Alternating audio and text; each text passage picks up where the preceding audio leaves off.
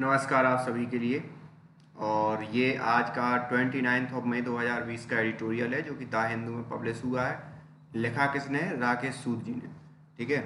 और तो स्टार्ट करने से पहले एक और कि अगर आपने अभी तक सब्सक्राइब नहीं किया है तो please do subscribe the channel. तो चलिए बगैर देर करते हुए स्टार्ट करते हैं।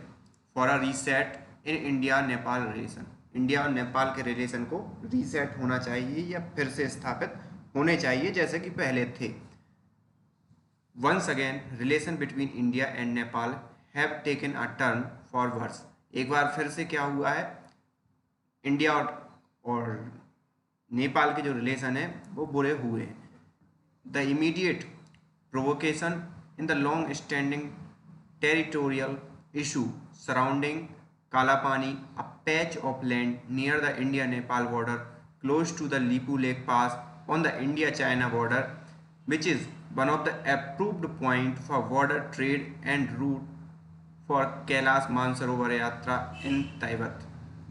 जो इमीडिएट प्रोवोकेशन हुआ है जो इशू का, या जो इमीडिएट जो दिक्कत जहाँ आ रही है वो क्या है, बहुत लंबे समय से ये पैच चल रहा है। ये पैच कहाँ है? ये काला पानी, अगर आप यहाँ देख पा रहे हो ये काला पानी के रिगार्डिंग है।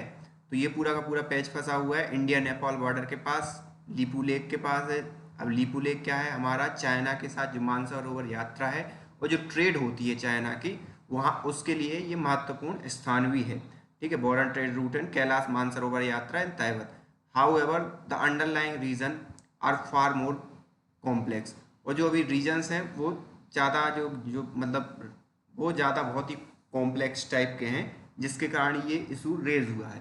Yet Nepali prime minister KP Sharma Oli exploitation of the matter by raising the banner of Nepali nationalism and painting India as a hegemon is part of the frequent pattern that indicate that relation between the two countries need a fundamental reset। और वहाँ के जो KP Sharma ओली हैं वो क्या कर रहे हैं कि इस चीज़ को नेपाली नेशनलिज्म पे जोड़, नेपाली नेशनलिज्म या नेपाली राष्ट्रीयता के मामले से जोड़ करके दिखा रहे हैं और इंडिया को एक कट्टर दुश्मन की तरह प्रेस कर रहे हैं।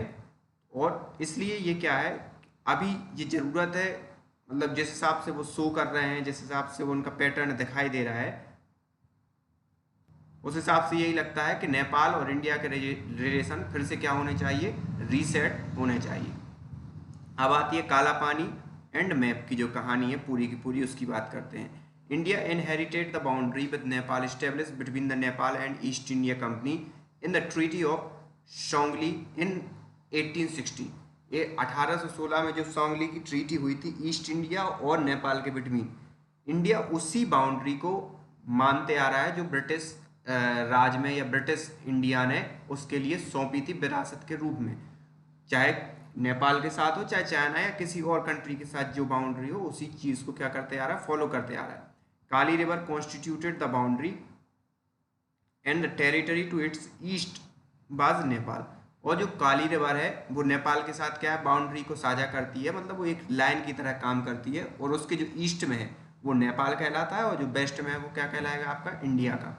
And the territory of its east was Nepal. The dispute relates to the origin of Kali near Garwang village in Darchula Tehsil of Pithoragarh district of Uttarakhand. There is a confluence of different stream coming from northeast from Kalapani and northwest from लिपुयादोरा। तो ये पूरा का पूरा कहाँ क्या मतलब कहाँ dispute चल रहा है, तो यहाँ आप देख सकते हो। यहाँ पे देखो ये काली रिवर है, तो यहाँ पे एक ये वाली लाइन गई है, एक ये वाली लाइन गई है। तो नेपाल क्या बोल रहा है कि काली ने, अब चूंकि काली रिवर से ही लाइन हमारी डिसाइड होनी थी, तो सांगली की ट्रीटी में ब्रिटिश वालों ने क्या किया था, इसी चीज़ को मान लिया था कि हमारी यही है। तो इतना जो पार्ट है वो किसके पक्ष में जाना चाहिए था, नेपाल के पक्ष में। लेकिन बाद में फिर ब्रिटिशर्स ने क्या किया कि इस वाली स्ट्रीम को ना मानकर इस वाली स्ट्रीम को क्या माना, अपना मतलब ऑथराइज्ड लाइन माने। ठीक है, तो फिर वो ब्रिटिशर्स ने जो पहले उनका जो मैप था वो पहले इस लाइन के थ्रू था, मतलब यहाँ तक सिर्फ इतना एरिया ब्रिटिशर्स के जो मैप में नहीं था। बाद में ब्रिटिशर्स ने ये वाला एरिया भी इंक्लूड कर लिया अपने मैप में, और तब नेपाल के लिए कोई दिक्कत नहीं हुई। अब नेपाल क्या बोल रहा है कि आप इसी वाली उसको मानो, क्योंकि सांगली की ट्रीटी में इसी लाइन का जिक्र हुआ था, ये वाला हिस्सा मुझे दो, मतलब इतना हिस्सा मुझे दो। लेकिन अभी इंडिया का क्या है, ये देख सकते हो आप मैप, इस वाले स्ट्रीम को आधारभूत मानकर या आधार मानकर ही बनता है या बना आ रहा है। तो आप, आई होप आपको समझ में आ गया होगा क्या पूरा का पूरा चल रहा है। ये पूरा का पूरा बेस्ट ऑफ लीपू, ये सब आप समझ सकते हो कहाँ ये नेमिंगक्लेचर है। The early British survey map identify the north west stream Kuti Yankti from Limpiyadhura as the origin, but after 1857 changed the alignment to Lipugate and in 1879 to Pankhagoda, the north-east stream, thus defining the origin as just below Kalapani. Nepal accepted the change of Indian inherited the boundary in 1947। और जो Britishers ने जो change किए थे वो नेपाल ने 1947 में जब भारत आज़ाद हुआ उस समय भी नेपाल ने क्या कर लिया था, उस चीज़ को एक्सेप्ट कर लिया था। The Maoist revolution in China in 1949, followed by the takeover of Tibet, created a deep misgiving in Nepal, and India was invited to set up a 18 border post along the Nepal-Tibet borders। अब जब 1949 में माओवेस्ट revolution के बाद जो सरकार आई China में, तो उसने क्या किया कि जैसे ही तिब्बत का वो टेक ओवर किया, तो तिब्बत से जुड़ा रीजन था, तो वहाँ पे उसने उल्टे सीधे जो 18 बॉर्डर पोस्ट दर्शाए, उससे ये इशू क्या हो गया, रेज हो गया। क्योंकि फिर इंडिया तिब्बत जैसे ही वो हुआ, तिब्बत जब तक स्वतंत्र था तब तक कोई दिक्कत नहीं थी, लेकिन जैसे ही तिब्बत स्वतंत्र हुआ तो इंडिया और फिर उसके नेपाल के लिए अपनी बाउंड्री की चिंता होने लगी, और वहाँ से फिर ये बाउंड्री का गेम स्टार्ट हो गया। The western most post was the Tinkar pass about 6 kilometre further east of Lipu lake. ठीक है, in 1953 India and China identify Lifu Lake Pass for both pilgrims and water trade। 1953 में इंडिया और China दोनों ने agree किया कि लीपू लेक किसके लिए, पिलग्रिम्स और बॉर्डर दोनों के हिसाब से, मानसरोवर यात्रा के लिए और पिलग्रिम्स के लिए, दोनों के लिए क्या हो जाएगा, ठीक है, वो हम दोनों एक्सेप्ट करते हैं, मतलब लीपू लेक पास को। After the 1962 war pilgrims through the Lipu lake resume in 1981, और जब 1962 की जब बार हुई या जो युद्ध हुआ, उसके बाद 1981 में जो तीर्थ यात्री थे उनके लिए ये लीपू लेक से रास्ता खुला, और जो ट्रेड हुई वो 1991 में शुरू हुई, फिर बाद में, पहले जो बंद हो गई थी 1962 में। In 1961 king Mahendra visited Beijing to sign the China Nepal boundary treaty that define the 0 point in the west just north of Tinkar past.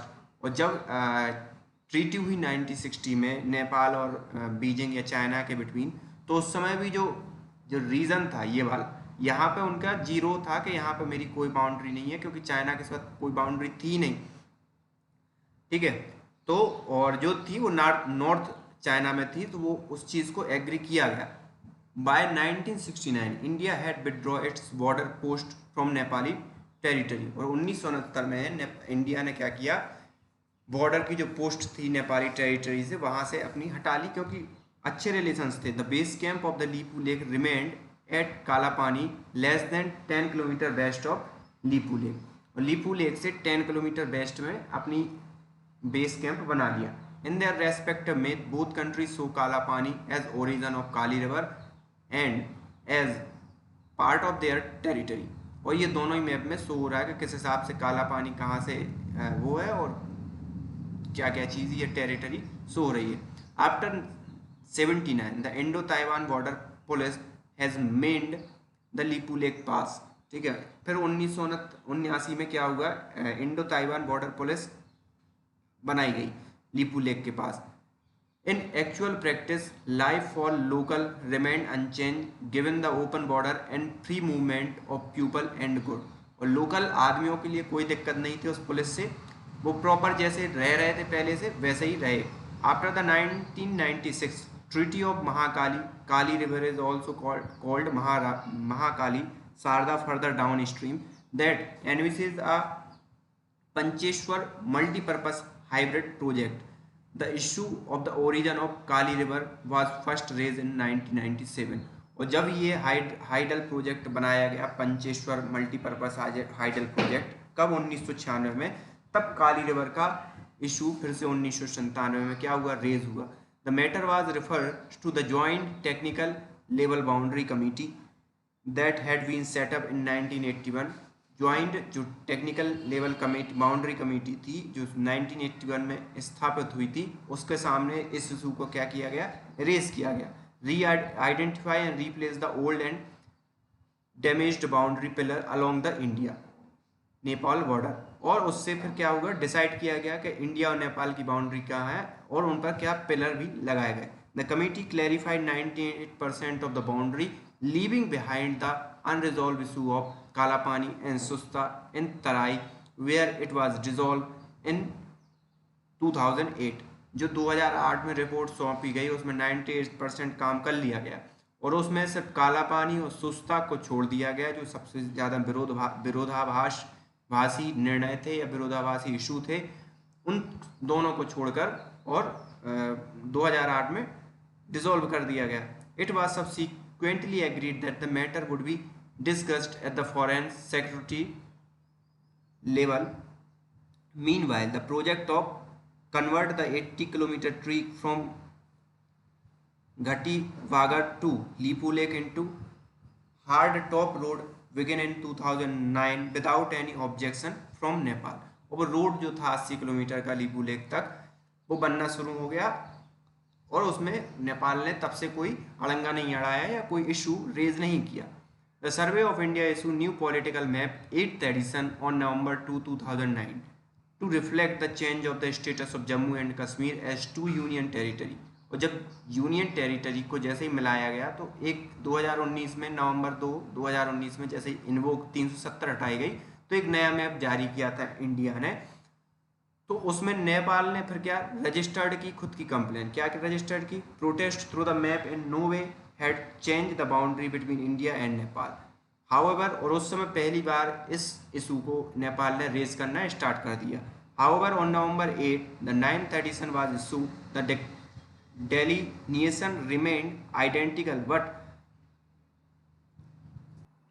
अब उस समय but the name of Kali river had been deleted. ठीक है, तो 8th एडिशन का जो हुआ उसमें वो कोई दिक्कत नहीं थी, लेकिन जब नेपाल ने इशू रेज किया, क्योंकि उस समय तक ये मालूम नहीं था कि नेपाल ऐसा कुछ करेगा, लेकिन नेपाल ने रेज इशू किया तो मैप की बाउंड्री तो एज इट इज़ रहनी थी, लेकिन काली रिवर को ये शो नहीं किया कि वो कहाँ है। देखो पहले में ये इसमें मैप भी इन्होंने दे रखा है, ये देखो यहाँ पे काली रिवर है, तो या तो मैप में यहाँ शो करना था, तो फिर बाद में जो एक्स्ट्रा एडिशन है उसमें काली रिवर ही हटा दिया गया कि अब डिस्प्यूट होगा तो आप इसे काली रिवर मानते हो, कैसे काली रिवर, क्योंकि सांगली की ट्रीटी में तो सिर्फ काली रिवर ही कॉन्स्टिट्यूट की गई है। ठीक है, तो Kali river has been deleted. Predictively this led to the stronger protest with Nepal invoking foreign secretary level talk to resolve issue. ठीक है, अब इससे नेपाल और चढ़ गया और उसने फॉरेन लेवल सेक्रेटरी लेवल मतलब रिजॉल्व करने के लिए सेक्रेटरी लेवल की मीटिंग बुलाई with the Indian ambassador Manjeev Puri in Kathmandu retiring in end December at foreign secretary Vijay Gokhale retiring a month later. The matter remain pending despite reminder from Kathmandu. और काठमांडू के reminder करने के बाद भी जो वहाँ के हमारे जो एम्बेसडर हैं मंजी पुरी जी जो काठमांडू में है, और हमारे जो फॉरेन सेक्रेटरी हैं विजय गोखले जो वो भी रिटायर होने वाले 1 महीने के बाद, और ये इशू अभी भी क्या है, बना हुआ है, कोई इस बात में बातचीत नहीं हुई। अब बात आती है नेपाली राष्ट्रीयता, Nepali nationalism. By April 2020 mister Oli domestic political situation was weakening under the Nepali constitution. A new prime minister enjoy the guarantee 2-year period during which no confidence motion is not permitted. ठीक है, अब 2 साल तक बहुत मजे किए जो वहाँ के राष्ट्रपति ओली ने। ठीक है, डोमेस्टिक पॉलिटिक जो सिचुएशंस थी वो वीकन हो गई थी। ठीक है, और ये सब हुआ, लेकिन this ended in February unleashing shimmering resentment against Mr Oli's government style and performance. और यहाँ पे क्या था कि वो ना तो नो कॉन्फिडेंस मोशन भी ला सकते थे तो ये कोई परमिटेड नहीं था नए कॉन्स्टिट्यूशन के अकॉर्डिंग। लेकिन बाद में बहुत गुस्सा फूटा मिस्टर ओली गवर्नमेंट के प्रति कि जिस हिसाब से उन्होंने हैंडल किया, जिस हिसाब से उन्होंने राज किया और जिस हिसाब से उन्होंने कोविड-19 को हैंडल किया, तो उस हिसाब से बहुत ही गुस्सा वहाँ की नेपाली गवर्नमेंट में या नेपाली लोगों में उनके प्रति उत्पन्न हुई। Within the Nepali communist party there was a move to impose a one man one post rule that would force mister Oli to choose between being NCP co chair और प्राइम मिनिस्टर। और इस हिसाब से एक ही आदमी एक ही रूल के हिसाब ज़्यादा मतलब इस चीज़ को तवज्जो दी जाने लगी कि एक हिसाब से तानाशाह की तरह काम कर रहे हैं। तो नेपाली कम्युनिस्ट पार्टी में उन्हें एक पोस्ट चुनने के लिए कहा गया, या तो आप प्राइम मिनिस्टर की पोस्ट चुनो या को चेयरिंग की पोस्ट चुनो। द री eruption of the Kalapani controversy when Defense Minister Rajnath Singh did a virtual inauguration of 80-kilometer route on May 8, providing Mr. Oli with a political lifeline। और भाई जैसे ही राजनाथ सिंह जी ने, हमारे जो रक्षा मंत्री हैं, 8 मई को जैसे ही वो 80 किलोमीटर रोड का इनॉग्रेशन किया और मिस्टर ओली को क्या मिल गई, एक लाइफलाइन मिल गई। अ subsequent comment by the Chief of Army Staff General Manoj Ranavane on 15th that Nepal may have raised the issue on the behest of someone else। और 15 मई को जो हमारे चीफ ऑफ आर्मी स्टाफ है मनोज नरावणे जी, उन्होंने ये कहा कि ये नेपाल क्या कर रहा है, किसी और के बहकावे में ये सब चीज़ें उठा रहा है। was insensitive given that the Indian COAS is also an honorary general of the Nepal Army and vice versa, highlighting the traditional tie between the two armies। ठीक है, अब इससे क्या हुआ कि ये एक बहुत ही अनसेंसिटिव मूव था या अनसेंसिटिव स्टेटमेंट था। Mister Oli has won the election in 2017 by flaunting his Nepali nationalist card, the flip side of which is anti-Indianism। 2016 में मिस्टर ओली इसी बिना पे जीते थे कि उन्होंने राष्ट्रीयता का मुद्दा अपने नेपाल में उठाया था। और उसका सीधी सी बात है, डायरेक्ट दूसरा रूप क्या था, राष्ट्रीयता का मुद्दा का डायरेक्ट दूसरा रूप ये हो जाता है कि इंडिया को आप एंटी इंडियन विचारधारा का पुनर्जन्म होना। क्योंकि ज़्यादा इन्फ्लुएंस किससे है, मतलब राष्ट्रीयता को खतरा किससे, इंडिया से, क्योंकि इंडिया ही नेपाल में ज़्यादा इन्फ्लुएंसिंग है। तो अगर नेपाल की में नेशनलिज्म में जन्म लेता है या राष्ट्रीयता की भावना लोगों में आती है, तो उसका सीधा सा है कि वो इंडिया के क्या है, अगेंस्ट हो रहा है। This is not a new phenomena but has become more pronounce in recent year. ये कोई नया फिनोमेना नहीं है, बट रीसेंट ईयर क्या है, उस चीज़ को भुनाया जाता जा रहा है। Mister Oli don the nationalist mantle going to restore Nepali territory and mark a new low in anti Indian rhetoric by talking about the Indian virus being more lethal than Chinese और Italian virus। अब इन्होंने ये कहा, एक point दिया कि Indian virus जो है बहुत ज़्यादा खतरनाक है बजाय इसके कि चाइनीज़ और इटालियन वायरस। इस चीज़ को वो अपनी वहाँ की राष्ट्रीयता को भुना रहे हैं अपने पक्ष के लिए। A new map of Nepal based on the older British survey reflecting Kali river originated from Limpiyadhura Yadura in the northwest of Gavyang was adopted the parliament and notified on May 20। और ये जो इतना जो पार्ट है, जो यहाँ मतलब इतना पार्ट उसको नेपाल की उसमें शो करके एक नया मैप बनाया गया है और 22 कॉन्स्टिट्यूशनल अमेंडमेंट करके proposed by table include it in relevant schedule. ठीक है, फिर उसको रेलेवेंट शेड्यूल में उस चीज़ को संविधान में संशोधन के लिए भेजा जा चुका है वो नए मैप को। The new alignment at 350 square kilometre to Nepali territory that has never been reflected in Nepali map for nearly 170 year. और 335 स्क्वायर किलोमीटर की जो टेरिटरी है वो नेपाल के अंतर्गत आ जाएगी, जो कि 170 साल पहले तक नहीं थी। This brief account illustrated the complexity underlying India Nepal issue that can't be resolved by rhetoric और a unilateral map making exercise. Such brinkmanship only breed mistrust and erode the goodwill at the pupil-to-pupil level.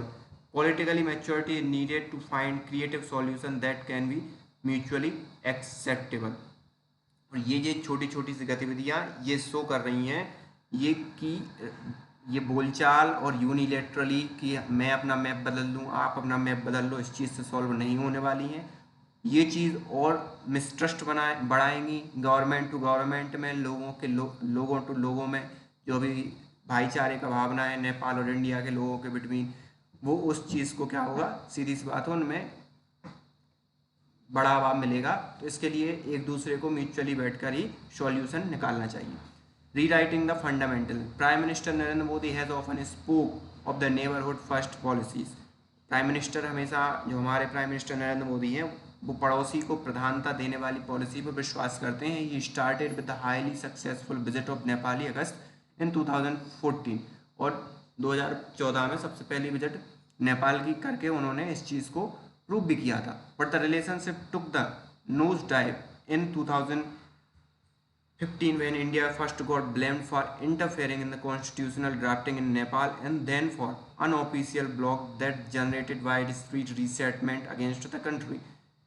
और India और नेपाल के relation पहली बार गोता कब खाने लगे, जब 2015 में, जब इंडिया पे ये आरोप लगे कि वो कॉन्स्टिट्यूशनल की जो ड्राफ्टिंग है उसमें खुद का इन्फ्लुएंस करना चाहता है, और साथ ही साथ जो कंट्री में गवर्नमेंट के खिलाफ जो वो हो रहे थे आंदोलन, उनको ब्लॉक करने की कोशिश की। It reinforce the notion that Nepali nationalism and anti Indianism were two side of the same coin that Mr Oli exploited successfully. और ये सिद्ध करता है कि एंटी इंडियनिज्म नेपाली लोगों के बिटवीन और उनका नेशनलिज्म एक ही सिक्के के दो पहलू हैं, जिसको जो प्रधानमंत्री मिस्टर ओली हैं उन्होंने एक्सप्लॉइट किया है successfully. In Nepali thinking, the China card has provided them the leverage to the practice their version of non-alignment.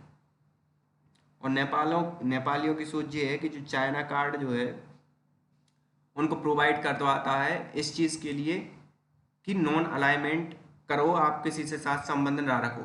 In the past China maintain a link with the palace and its concern were primary related to keeping the tab on the Tibetan refugee community. China के पहले भी government से उनके relations रहे हैं, ठीक है, और उसका प्राथमिक जो तिब्बत के जो रिफ्यूजीज कम्युनिटी हैं उनको कंट्रोल करने की उसने बार बार सोची है। इस कारण उसके नेपाल के साथ रिलेशन रहे भी हैं। With the abolish of the monarchy, China has shifted attention to the political parties as also to institutions like army, armed police force। और जब वहाँ मोनार्ची या साम्राज्यवाद का अंत हुआ तो चाइना ने अपनी नज़र पॉलिटिकल पार्टी पर गड़ानी शुरू कर दी, और साथ ही साथ जो इंस्टीट्यूशन है, आर्मी हुआ, आर्म्ड फोर्स हुआ, इन सब पर भी वो नज़र रख रहा है। Also today's China is pursuing a more assertive foreign policies and consider Nepal an important element in its growing south Asian footprint. और अभी भी जो साउथ एशियन फुटप्रिंट है, चाइना की विस्तारवादी नीति है, उसमें वो नेपाल को अहम भूमिका दे रहा है या महत्व दे रहा है। The reality is that India has ignored the changing political narrative in Nepal for too long. और लंबे समय से इंडिया ने जो नेपाल की जो सत्ता परिवर्तन हुआ है उस चीज़ को इग्नोर किया है या उस चीज़ को एक्सेप्ट करना भूल गया है, जैसे कि अभी अफगानिस्तान में आप देख ही रहे होंगे। India remained content that the interests were safeguarded by quiet diplomacy, even when Nepali leader publicly adopted anti-Indian posture, an approach adopted decades earlier during the monarchy and the followed by the political parties as mean of demonstrating nationalist credentials। और India इसी बात से अभी संतुष्ट है कि वो उनके जो डिप्लोमेटिक रिलेशन है वो काम करेंगे, जबकि वहाँ के जो लोकल लीडर हैं, जब साम्राज्यवाद था, जब राजाओं का रूल था वहाँ पे नेपाल पे, तब भी वो इंडिया का विरोध करते थे, और अब तो और नेशनलिज्म की आड़ में उस चीज़ का विरोध कर ही रहे हैं इंडिया का। Long ignored by India, it has spawned distortion in Nepali histories text book and led a long term negative consequences.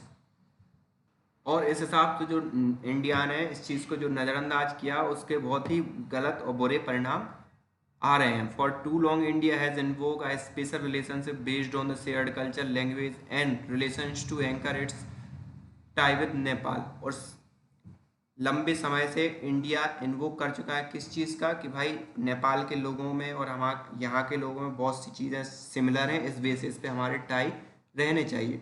Today this term carries a negative connotations that of fatalistic India that is often insensitive and worse still a bully।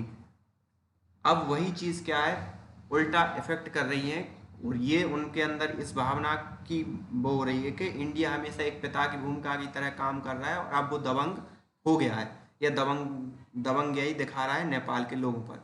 It is hardly surprising that 1915 Treaty of Peace and Friendship, which was sought by Nepali authorities in 1949 to continue the special link it had with British India and provide for an open border and right to work for Nepali nationalists, is viewed as a sign of unequal relations and in an Indian imposition। 1949 में जो उस समय के राजा थे नेपाल के, या जो ruler थे, उन्होंने खुद आके इंडिया से बोला था कि जो ब्रिटिश इंडिया के समय जो हमारी एक दूसरे के बिटवीन रिलेशंस थे वो वैसे ही चलने चाहिए, हमारे यहाँ के लोग ऐसे ही इंडिया में काम करने आने चाहिए, और हमारे बॉर्डर खुले रहने चाहिए। उस चीज़ को इंडिया ने उस समय माना, और ये आज की डेट में ये सब सोचना या देखना कि ऐसा हुआ था, वो सरप्राइजिंग प्रतीत होता है।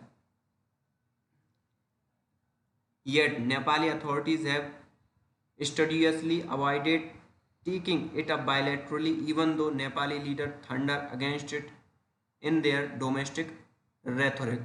और अब ये कठिन लगता है क्योंकि नेपाली लोगों ने इस चीज़ को अवॉइड किया है, और जो उनके जो घरेलू जो वाक्पटुताएं हैं उसमें इस इंडिया के अगेंस्ट ही बातें होती हैं। The urgent need today is to pause the rhetoric and territorial nationalism and lay the groundwork for quick dialogue where the both sides need display the sensitivity and they explore the term of the reset of the special relationship।